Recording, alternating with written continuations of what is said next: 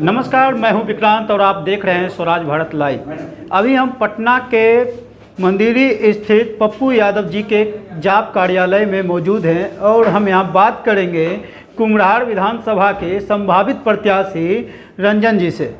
तो रंजन जी, कुम्हरार विधानसभा काफ़ी hot seat माना जा रहा है पटना का, क्योंकि पिछले बार जो स्थिति थी पटना के बाढ़ की स्थिति जो थी, सबसे ज़्यादा अगर क्षति हुई है तो वो कुम्हरार विधानसभा क्षेत्र में, और वहाँ से आप जो है प्रत्याशी के रूप में उतरना चाह रहे हैं। तो क्या मतलब कैसे वहाँ के प्रत्याशी को, वहाँ के जनता को अपने प्रति रुझारू करवाइएगा? देखिए, हम लोग ने लगातार कुम्हरार के जनता के बीच काम करने का काम किए हैं। लगभग 90 से कुम्हरार विधानसभा पर बीजेपी एक पार्टी की कब्जा है और वो उसको बापूती सीट मान लिए हैं कि यहाँ हम किसी को प्रत्याशी बना, एक ही दो ही घर से प्रत्याशी बनते आ रहे हैं, चुनाव जीतते आ रहे हैं और जनता के बीच ना जाना सबसे बड़ी बात है उनकी। क्योंकि वो यहाँ पटना से वो विधायक भी उन्हीं का है, एमपी भी उन्हीं का है, मेयर भी उन्हीं का है, लगभग वार्ड पार्षद भी उन्हीं का है, तब भी वो काम नहीं कर पा रहे हैं। तो वो और सरकार में उप मुख्यमंत्री भी वहीं से हैं, उनका भी निवास स्थान वहीं है और उनका वो क्षेत्र हुआ करता था। अब तो यहाँ डबल फंड रह के काम होना चाहिए था, मगर सरकार हर स्तर पर नाकाम है। बाढ़ के समय देखे होंगे, पिछले बार पटना में जो बाढ़ आई थी, सरकार का मुख्यमंत्री उप मुख्यमंत्री खुद ही हाफ पैंट में भाग रहे थे, विधायक लापता हो गए थे, एमपी लापता हो गए थे, मेयर कहीं दिख नहीं रही थी। तो हम कहना चाह रहे हैं कि जब जनता कष्ट में थी तो आप लोग भाग गए। अब युवाओं और वहाँ के मतदाताओं का यही एक बात है कि जो उनके साथ उस दुख दर्द में था, जो घर पानी में हिल के उनको मदद किया, उनके साथ जनता है। क्योंकि उस समय जो आर्थिक स्थिति रूप से क्षति हुई थी, जो गरीब मतदाता थे, जो गरीब लोग थे, उनका पूरा घर, पूरा बिजनेस, लगभग 1 महीने तक पर दुकान थे, पूरा दुकान डूब गया, उसका पूरी पूंजी लॉस हो गया। उसके बाद बाढ़ अगर निकल गई तो उसके बाद स्वास्थ्य की कोई व्यवस्था नहीं था। हम लोगों ने मेडिकल शिविर भी लगाया था, लगभग 15 दिन 20 दिन तक मेडिकल शिविर लगाया था और लगभग 10,000 लोगों का मुफ्त इलाज और दवा भी दिया था हम लोगों ने। सिर्फ पानी में ही नहीं मदद, उसके बाद फिर गंदगी का अंबार हो गया था, उसको भी मैं जानता हूँ कि आपकी पार्टी के द्वारा उस क्षेत्र में काफ़ी मदद की गई, लेकिन उस क्षेत्र के लोगों को कैसे विश्वास दिलाइएगा कि ये कमी जो पिछले वर्ष हुई है, बाढ़ आई है, उस कमी को दूर कर दिया जाएगा? हमने कहा है कि 3 साल में अगर हम वहाँ उस विधानसभा से प्रतिनिधित्व करते हैं, हमारी सरकार बने या ना बने, 3 साल में जल निकासी का जो समस्या है उससे मुक्त करेंगे। इसका रोड मैप देखिए, इस बार भी अगर बाढ़ लग जाती, सरकार ने उस फंड को अगर अस्थायी जल निकासी पर फंड यूज करते तो कुछ व्यवस्था हो सकता था, मगर अभी सरकार ने अस्थायी व्यवस्था किया है। जो उस समय बाढ़ से डीजल पंप से जो पानी खींचा था वो अभी से ही लगा के रखे हुए है। अभी 1 घंटा पानी चलता है तो ठेकेदार आते हैं, डीजल पंप चलाते हैं, पानी उपज देते हैं, मगर ये अस्थायी व्यवस्था नहीं है। आप जो चुनावी वर्ष है तो आप किसी प्राइवेट कंपनी को डीजल सेट पंप लगा के बैठा दिए हैं, मगर वो कितने दिन बैठेंगे? आप जाके पता कीजिएगा, लगभग हर किनारे, हर रोड में एक छोटा सा डीजल पंप लगा हुआ है। उससे पूछिएगा किनका है तो कहेगा प्राइवेट है, हमको 3 महीने का टेंडर मिला है, 3 महीने के लिए हम लोग कर रहे हैं। इसमें एक सरकार जनता का जो पैसा है उसका बंदरवाट किया जा रहा है। अगर उसका अस्थायी व्यवस्था, जैसे जो हम लोग का सम्प हाउस है, उसमें मात्र 1 डीजल सेट है, उसमें अगर 2 डीजल सेट हो, जब पानी बरसता है उस समय अगर उसको दोनों डीजल सेट से काम चलेगा, क्योंकि पानी वर्षा होती है, अंदर पानी आती है तो लाइन कट जाते हैं, तो उस विकट समस्या में आप डीजल सेट से ही पानी निकाल सकते हैं। पहले भी एक था राजेंद्र, लगभग जितने सम्प हाउस में थे, तो डीजल सेट जाइएगा तो पता चलेगा एक ही है। अभी भी जाइएगा तो बिल्डिंग का रंग पेंटिंग हो गया है, मगर अंदर में कुछ सुधार नहीं हुआ है। अगर आज के डेट में अगर हथिया नक्षत्र और 2 चित्रा नक्षत्र अभी बचा हुआ है, गंगा का जल स्तर अब बढ़ चुका है, अगर आज भी अगर एक दिन हर दिन बारिश हो जाए तो पटना फिर बाढ़ की स्थिति से के चपेट में आना तय है। तो अस्थायी निदान की व्यवस्था नहीं की जा रही है। साथ में जो युवाओं हैं उनको दिख रहा है कि हम लोग जब से वो युवा होश संभाले हैं तब से यहाँ बीजेपी का कब्जा है। उनको लगता ही नहीं कि चुनाव में कुछ होता है। तो इस बार युवा कमर कस ली है कि इस बार बीजेपी को कुम्हरार विधानसभा हो, पटना साहिब हो, दीघा हो, बांकीपुर, पटना महानगर का चारों विधानसभा में लगातार 30 वर्षों का जो कब्जा है उससे मुक्ति दिलाने के लिए पूरे पटना महानगर के युवा कमर कस चुकी है कि इस बार पटना महानगर को बीजेपी से मुक्ति दिलाया जाए। आपके पार्टी के अध्यक्ष जो है लगभग 150 सीटों पे चुनाव लड़ने का, यानी पटना कहे तो पटना के सभी सीटों पर चुनाव लड़ने का निर्णय लिया है। इसकी घोषणा कल प्रेस वार्ता में उन्होंने कर दिया। और आपके पार्टी के सामने लगभग सभी बड़े बड़े पार्टी के नेता सामने, तो कैसे मुकाबला करेंगे उनका? देखिए, हम लोगों ने काम किया है। हमने घोषणा करने के होते ही तो कोर कमेटी की बैठक हुई थी तो 243 का भी घोषणा कर सकते थे, मगर नहीं, हमने इससे पहले आप घोषणा किए होंगे, आप लोग सुने होंगे 40 सीट पर पहले घोषणा किए थे और कहा गया था कि और अन्य सीटों की संभावना तलाश की जा रही है। तो उस समय 40 सीट पर बूथ कमेटी बन चुकी थी, हम लोग के प्रत्याशी तय हो चुके थे। मगर अब उसके बाद जो हम लोग चुनावी माहौल स्टार्ट हुआ था, कोरोना और बाढ़ में हम लोग पूरे बिहार में जो काम कर रहे थे, उस आधार पर हम लोग सदस्यता अभियान भी चला रहे थे। तो पिछले दिनों परसों हम लोग की कोर कमेटी की बैठक हुई, उसमें जो रिपोर्ट सामने आया तो 150 सीटों पर लगभग हम लोगों की पूरी बूथ कमेटी तैयार हो गई है। हर बूथ पर 10 व्यक्ति का एक कमेटी बन चुकी है, पंचायत कमेटी बन चुकी है और लगभग 150 जो सीट हम लोग घोषणा किए हैं, तो हवा में हम लोग घोषणा नहीं किए हैं, क्योंकि वो 150 सीट पर हम लोग का बूथ कमेटी है, वहाँ के लोकल इस मुद्दे इकट्ठे हुए हैं, डोर टू डोर कैंपेनिंग चल रहे हैं, वहाँ के जनता का मांग है कि आप आइए। तब हम लोग ने अपने जो प्रत्याशी जो बूथ कमेटी बना रहे थे, जो कैंपेनिंग कर रहे थे, तो उन लोग को हम लोग लगभग 100 सीट पर प्रत्याशी भी चिन्हित कर दिए हैं, उनको आदेश दे दिए हैं कि आप वहाँ काम करें। बाकी जो 50 सीट बच रहे हैं वहाँ हम लोग के पार्टी के 2-3 उम्मीदवार हैं, हम लोग अभी सर्वे करवा रहे हैं, उसमें कौन उचित होगा उनको हम लोग चिन्हित करेंगे, चुनाव लड़ेंगे। ऐसे हवा में लड़ना होता तो हम लोग 243 पर लड़ जाते हैं। जहाँ हमारी संगठन है, जहाँ हम मजबूत हुए हैं, वहीं हम लोग चुनाव लड़ रहे हैं। हम लोग जो पहले कोर कमेटी की बैठक हुई थी, पार्टी के प्रदेश कार्यकारिणी की बैठक हुई थी, उसमें सामूहिक रूप से निर्णय लिया गया था कि जिस बूथ पर विधानसभा में 25,000 सदस्यता कंप्लीट हो जाएगी, वहीं जन अधिकार पार्टी चुनाव लड़ेगी। पहला था, दूसरा था बूथ कमेटी। तो दोनों चीज़ कंप्लीट होने पर हम लोगों ने पिछले परसों कोर कमेटी की बैठक हुई और लगभग चिन्हित हो गया कि 150 सीटों पर हम लोग का बूथ कमेटी और 25,000 सदस्यता हम लोग की कंप्लीट हो चुकी है। इसीलिए हम लोग 150 सीट पर चुनाव लड़ रहे हैं। कुछ सीट और बढ़ सकते हैं, क्योंकि 10,000 15,000 सीट सदस्यता अभियान चला चुके हैं, तो आने वाला समय हो सकता है 10-20 सीट और बढ़ सकते हैं। जिसकी कहा जाता है कि लगभग जो भी पार्टियां होती है जाति के आधार पर टिकट विस्तृत करती है, टिकट बांटती है, तो आपकी पार्टी जो 150 सीटों पे चुनाव लड़वा रही है, कैसे मतलब कैंडिडेट हम लोग ने घोषणा कर दिया था 150 सीटों में हम लोग 85% सीटों पर युवाओं को देंगे, जिसका एज 25 से 40-42 तक होगा, उसे युवाओं को देंगे। उसमें 35% महिला को भी आरक्षण होगा, युवाओं में भी महिला का रहेगा। ऐसे 100% की बात करिएगा, जो 150 सीट है उसका 35% महिला को देंगे। उसमें से फिर 85% जो सीट है युवाओं को हम लोग लड़ाएंगे, जिन पर एक भी आपराधिक मुकदमा ना हो। एक भी आपराधिक मुकदमे वाले को हम लोग टिकट चुनाव ना लड़ाएंगे।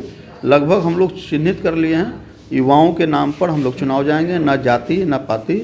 हम लोग बिहारी हैं, बिहारी के नाम पर बिहार के विकास और समृद्धि के नाम पर चुनाव में जा रहे हैं और बिहार का विकास इस बार हम लोग करके दिखाएंगे।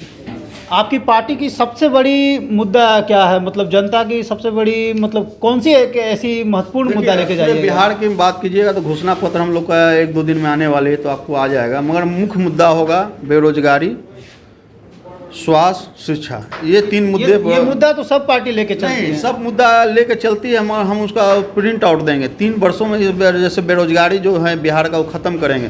हम ये नहीं कि घोषणा कर रहे हैं कि हम सरकारी रोजगार देंगे, हम प्राइवेट रोजगार भी देंगे लोगों को। जैसे अभी सरकार जो ने टेंडर निकालते हैं, करोड़ों अरबों रुपया का टेंडर एक बड़ी कंपनी को दे दिया जाता है, उसको हम पार्ट वाइज ले जाएंगे, पंचायत वाइज ले जाएंगे।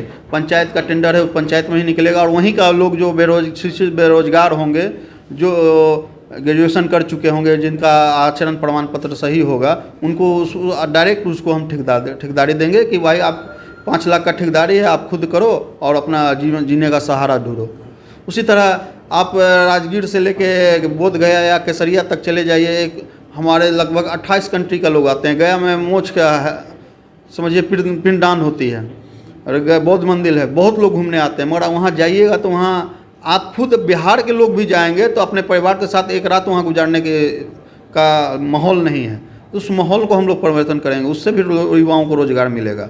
अगर पटना राजगीर में जो विदेशी युवाओं आते पर्यटन आते हैं, उनको वहाँ अच्छा होटल मिल जाए, अच्छी व्यवस्था मिल जाए, तो धीरे धीरे माहौल चेंज होगा। अच्छा सर, आपने अभी थोड़ी देर पहले बोला कि युवाओं को ठेकेदारी दीजिएगा 5 लाख 10 लाख जो भी हो, तो ये भी कहा जाता है कि ठेकेदारी करने के लिए आपके पास धन बल और बाहुबल मतलब दोनों होने चाहिए, तभी मतलब आप ठेकेदारी हम दे रहे हैं ना। हमने कहा जो शिक्षित होगा, जो बेरोजगार होगा, आप उसको टेंडर दीजिएगा तो कहाँ से वो पूंजी लगाएंगे? जिसका आचरण ठीक हो, क्योंकि 5 लाख का टेंडर निकालेंगे, जो देखिए बड़े बड़े जो टेंडर निकलते हैं उसमें पूंजी की व्यवस्था होती है। नहीं, 5 लाख भी मायने रखती है मिडिल क्लास परिवार के लिए, 5 लाख मायने रखती है। बता देता हूँ, अगर आप 5 लाख का टेंडर निकाल रहे हैं, टेंडर अगर उसको मिल जाएगी, तो जैसे आप एक नाला बनाने का है, उसको अगल बगल से ईंटा, आपको फिर सरकारी जो फंड होता है प्रधानमंत्री बेरोजगारी वाला, उसमें वो अगल बगल के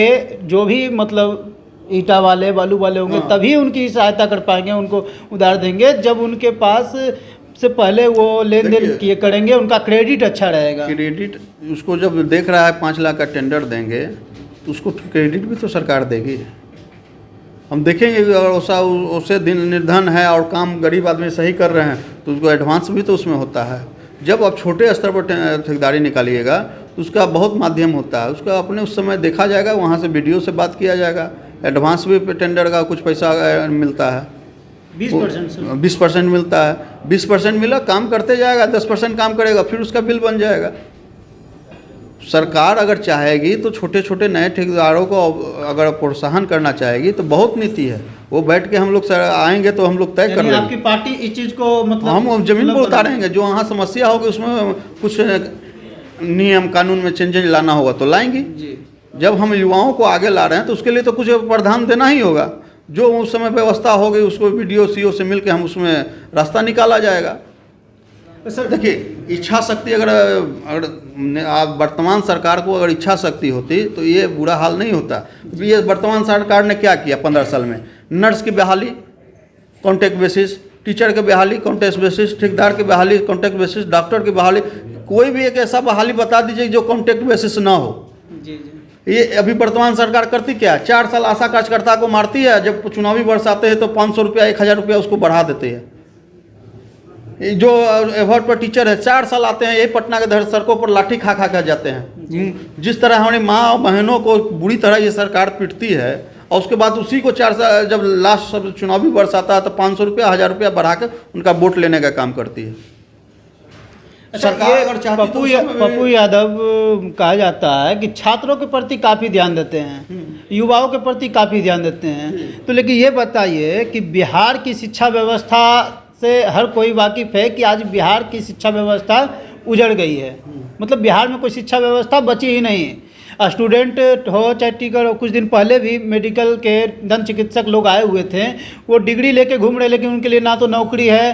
देखिए, इसमें सरकार की इच्छा शक्ति का अभाव है।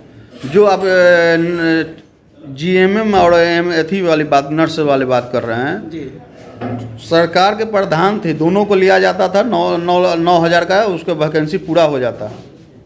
मगर सरकार इसमें 2 पैसा कमाने के लिए, प्राइवेट इंस्टीट्यूटों का बढ़ावा देने के लिए, उसमें से एक डिग्री में एक चीज़ और घटा दिया जाता है या बढ़ा दिया जाता है कि लोग अप्लाई ना कर सके।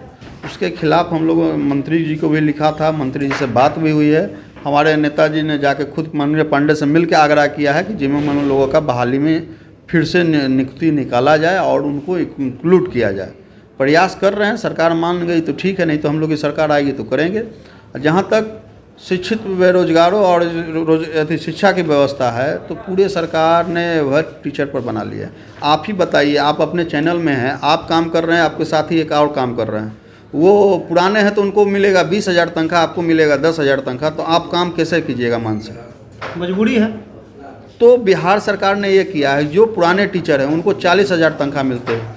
जो लालू जी ने स्टार्ट किया था मुखिया के द्वारा ज्वाइनिंग, वो देते थे 2,000 रुपया उस सेम काम के लिए। और जब से नीतीश जी आए हैं, 4 साल लाठी मारते हैं, पीटते हैं उस टीचर को और 1,000 रुपया बढ़ाते हैं, बढ़ाते बढ़ाते अभी 8,000 पर आया है। और हम लोग की सरकार आएगी तो उनको अस्थायी नियुक्ति करेंगे, उनको भी 40,000 रुपया देंगे और सेम काम लेंगे। जैसे आपको अभी टीचर का लगभग जितना काम है टीचर के जिम्मा है, सर्वे करवाना है टीचर करेंगे, मतदान कराना है टीचर करेंगे, आपको मतदान में नाम जुड़वाना है टीचर करेंगे। तो इस सब काम को भी हम लोग बांटेंगे। जो टीचर की ज्वाइनिंग होगी कि शिक्षा देना है, स्कूल में पढ़ाना है, वो वही काम करेंगे।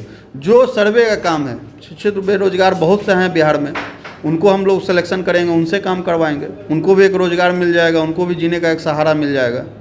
क्योंकि टीचर को भी हम लोग जो सर्वे करते हैं, चाहे वोटर चुनावी ड्यूटी में लगाते हैं, उनको एक्स्ट्रा पैसा देते हैं। उनको तो आप डबल तनख्वाह देके उनका आय बढ़ा रहे हैं। तो उससे क्या होता है, तनख्वाह तो टीचर वाला भी उठाते हैं, सर्वे कर रहे हैं उसका भी उठाते हैं। सरकार और बिहार को क्या लॉस है? जो टीचर चले जाते हैं सर्वे में, वो उस स्कूल का लगभग ताला लग जाता है, बच्चे आके लौट के जाते हैं, पढ़ाई व्यवस्था जो है वो चौपट होती है, विद्यार्थी को पैसे लग रहे हैं मगर पढ़ाई होते नहीं है। अच्छा, ये बताइए, बताइए चिकित्सकों के बारे में बताएं, शिक्षकों के बारे में बताएं, छात्रों के लिए स्पेशल मतलब क्या ऐसी मतलब छात्र प्रभावित हो आपके पास? छात्र के लिए बोल दिया है, जो गरीब परिवार होंगे, जिनकी आय 3 लाख से कम होगा, उसको पहला क्लास से लेके पीजी तक की पढ़ाई पूरी मुफ्त कर देंगे। जो गरीब हो, किसी भी जाति के हो, किसी भी धर्म के हो, जिनकी आय कम हो, 3 लाख से नीचे हो गए, उनके बच्चे जो मजदूरी करते हैं उनको मजदूरी करने की नौबत नहीं आने देगी। सरकार अपने खर्च पर उनको पूरे पढ़ाएगी, लिखाएगी, कॉपी कपड़ा लत्ता सब देगी। चलिए, बहुत बहुत धन्यवाद रंजन जी। अब बने रहे स्वराज भारत लाइव के साथ। जन जन की बात विक्रांत के साथ फिर से एक मुलाकात। ऐसे अन्य कई खबरों के लिए बने रहे हमारे साथ। अगर आपको वीडियो पसंद आया हो तो लाइक करें, सब्सक्राइब करें, अपने कमेंट्स दें और हाँ, बेल आइकन क्लिक करना ना भूलें। धन्यवाद।